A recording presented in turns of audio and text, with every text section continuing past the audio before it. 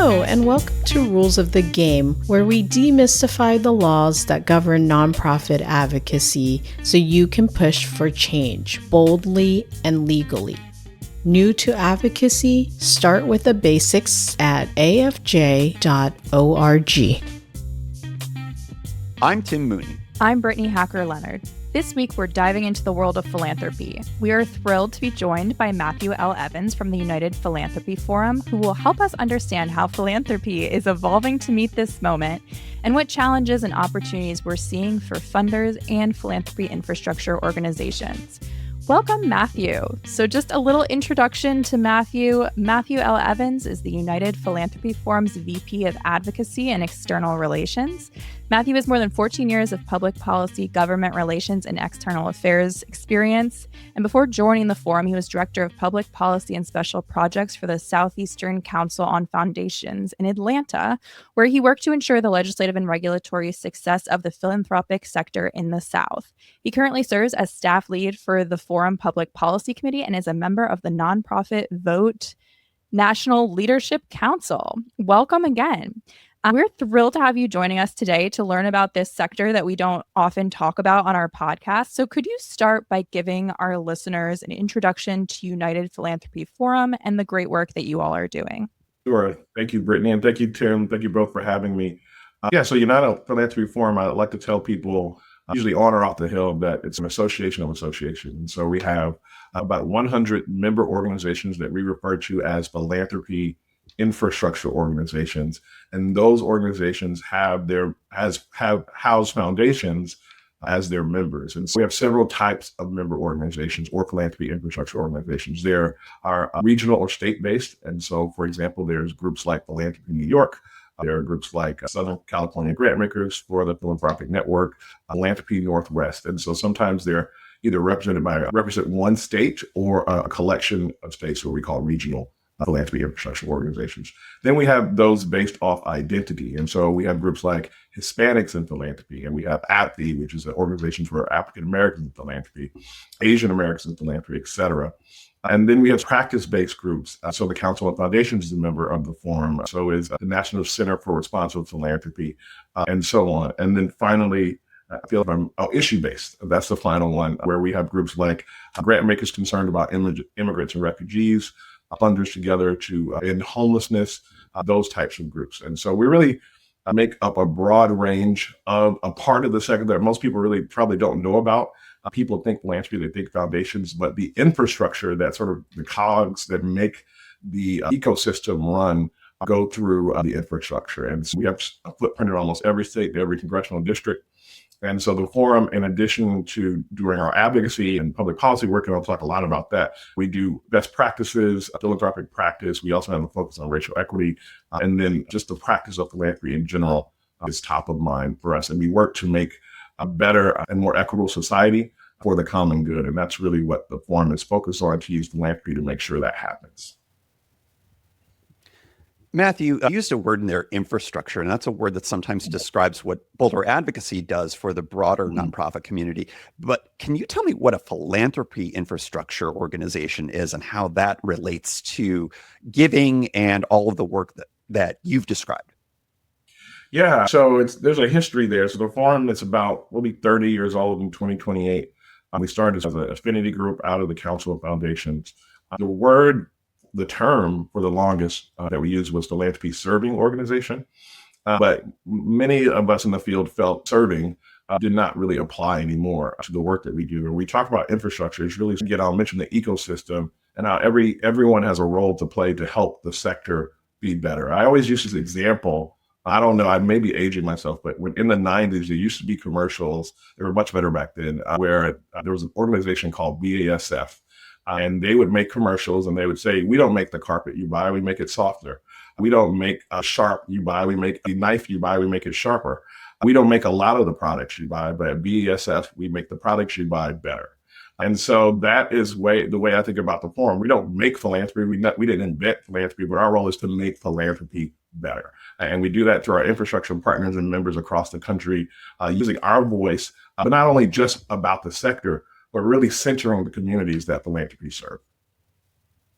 I remember those ads, and I still don't know what BASF ever did, even though they listed all of those Evidently, things. it's the largest chemical company in the world. It's in Germany. I think I might be correct, but yeah, correct me if I'm wrong, but I think that's who they are. Welcome to the International Chemistry Podcast. There you go. Yeah, that's a really interesting way of putting it. I think that's helpful for our listeners. So at the forum, we were able to participate in your Foundations on the Hill event this year. Shannon Williams, my colleague, and I were there. Can you tell us a little bit about what that event is, what you're trying to achieve, and how it went this year, what successes you had? Yeah. So Foundations on the Hill is the largest advocacy and public policy gathering for the philanthropic sector. It's usually based here in Washington, D.C. And we have folks from all of the sector, not only just our infrastructure members, but also their foundation members come to Washington to participate in about 3-4 day conference. It has evolved. It used to be, if Washington, every sector has what we call a fly-in where they go meet their members of Congress. We still do that. But listening to our members, understanding how advocacy, particularly the practice of advocacy in this sector, has evolved, we transformed it into a full comprehensive advocacy and public policy conference. And so we have 2 days of programming. Of course, there's networking, other things. And then we go to the Hill with ask for members of Congress to educate them about the sector. And as this year was particularly important, the last few years have been very important. We had our record-setting number of folks, about 400 folks come. It would have been more if it were not for the weather. But it really just speaks to the idea that what we're seeing on the ground is unprecedented convergence of threats at every level to the sector and the communities we serve. And so that started in earnest last year when we saw executive orders targeting philanthropy specifically, also memorandums targeting philanthropy specifically.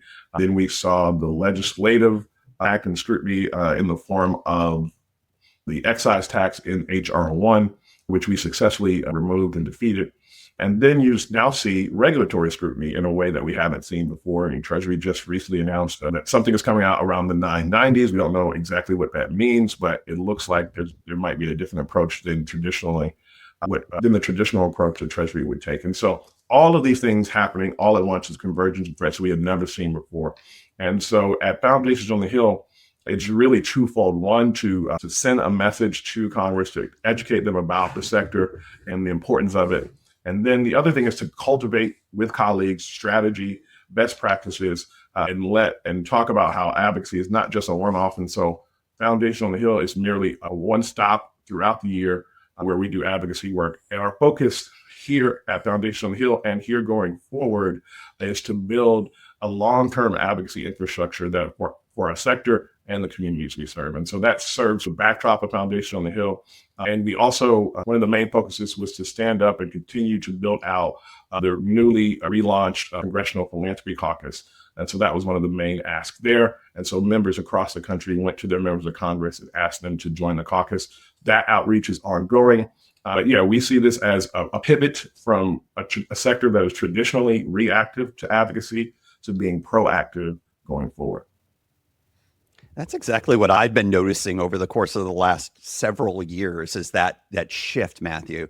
I always joke that the foundations, I'm not allowed to have favorites in the foundation world and in the funding world, but the ones that work on public policy, those are my favorites. So what would you recommend for any foundation that doesn't have a history of working on policy work, but is moved by some of the very many things that you just talked about to get more involved in policy work? What would you recommend for them to do to get more involved, to get started?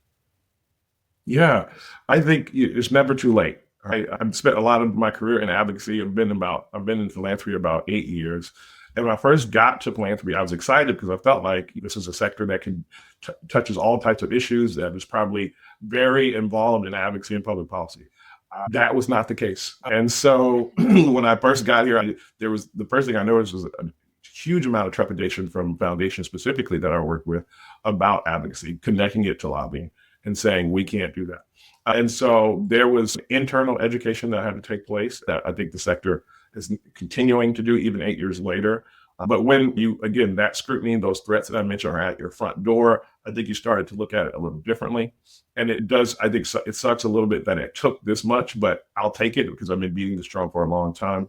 And so my recommendations would be twofold, or really threefold. One is to lean into your philanthropy infrastructure organization. Most of them have an advocacy apparatus, or are connected to the forum, and our national partners can help you set up your advocacy. Pay attention to what's going on. I think funders, specifically foundations, tend to, in the past, may have had advocacy in the periphery, not in the forefront. And so I think it's important that grant making and advocacy are very important. They go hand in hand. For example, if you're making an investment in a community in Memphis and you're giving millions of dollars every year, but we know that the policies that shape the conditions that impact those communities remain the same, then those investments aren't going for. So making advocacy a part of your philanthropic practice toolkit is my suggestion. That means hiring staff. And also that means investing in advocacy and knowing the difference between lobbying and investment. So I think, and the last thing I would say, use your voice. I think philanthropy is the only sector in America that's uniquely positioned to use our influence to also advocate for issues that are impacting communities that matter. But if we care about these communities, yes, we can advocate for a strong sector, but we could also advocate for issues that impact these communities and the investments that we're making. They go hand in hand. So I don't think they're mutually exclusive. And so I think that's a good way to start, knowing also that progress is a slow process. And there might be a lot of, I know folks don't like Washington, D.C., but there are different ways that you can get involved. State and local advocacy is important as well. But there should be no foundation. Maybe it's a grand statement, maybe not, but there should be no foundation that is not being involved in advocacy in 2026. I think that's just unacceptable.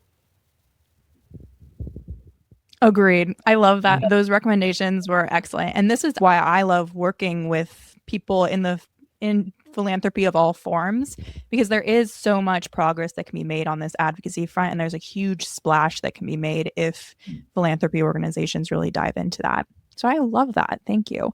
So focusing a little bit on what we are seeing this year and this current threat environment, what are you seeing as the biggest threat to funders and philanthropy infrastructure organizations?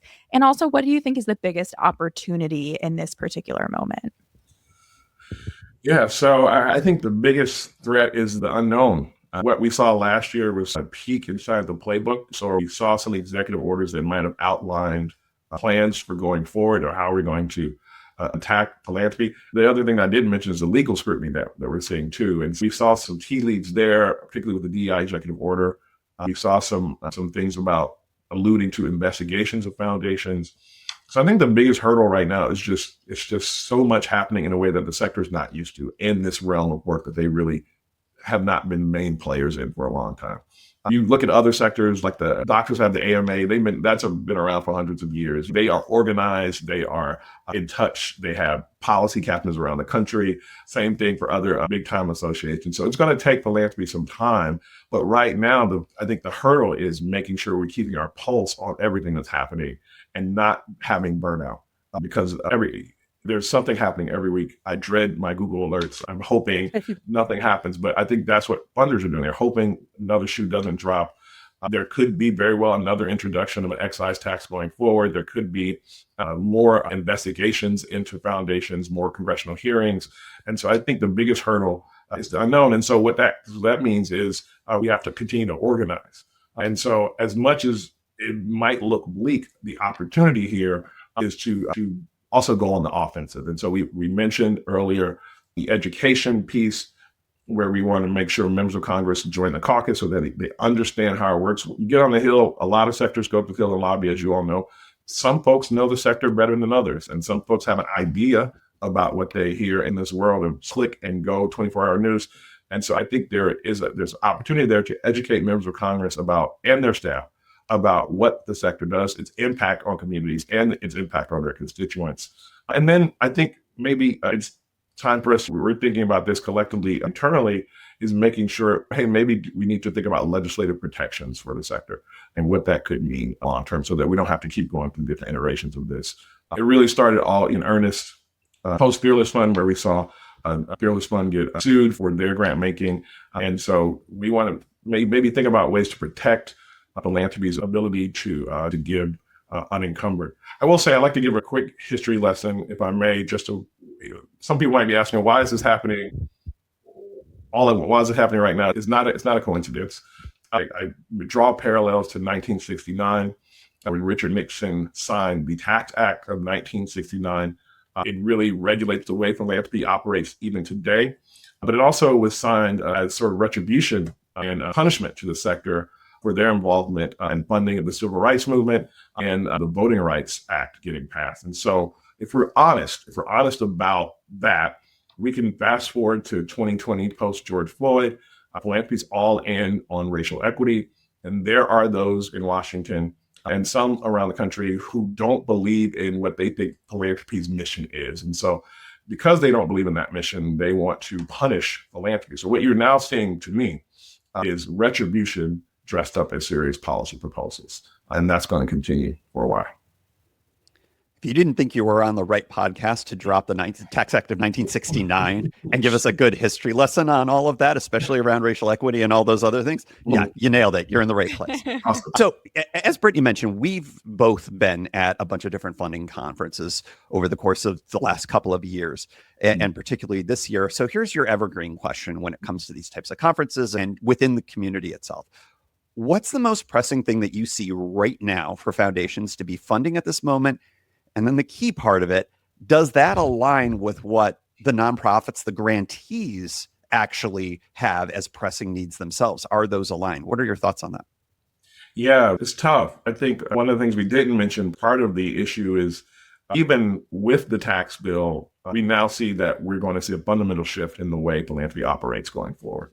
One of the key wins there, in addition to getting the excise tax removed, we also got the universal charitable reduction introduced. But the cruel irony of that is while the bill increases charitable giving incentives, it also increases the need for charity among communities because of its slashes to the social safety net. In addition to that, we see the funding from the federal government to nonprofits really go lower to in a way that we haven't seen in a long time. And so the pressure is on foundations to fill gaps that we could spend all the money that every foundation had, and you still would be able to fill those gaps. And so I think when I say the bill fundamentally changed the way philanthropy operates, it's going forward, the sector is going to have to make some tough decisions about what to fund. And so that remains top of mind. I think it's twofold here for me. One, the funders should be funding infrastructure. We should be organizing internally to ensure that we have the chops, the tools, the resources to be able to be advocates for our sector and the communities that we work in and with. And I think the other thing is to be able to fund communities who in areas where we know that these cuts have impacted us the most. And that's across the country, rural, urban. We look, and I would say specifically in the South, we have to be honest, the funding in the South is still at not levels it needs to be. And so I would say that should be a particular concern for folks going forward. I think we're just seeing the tip of the iceberg.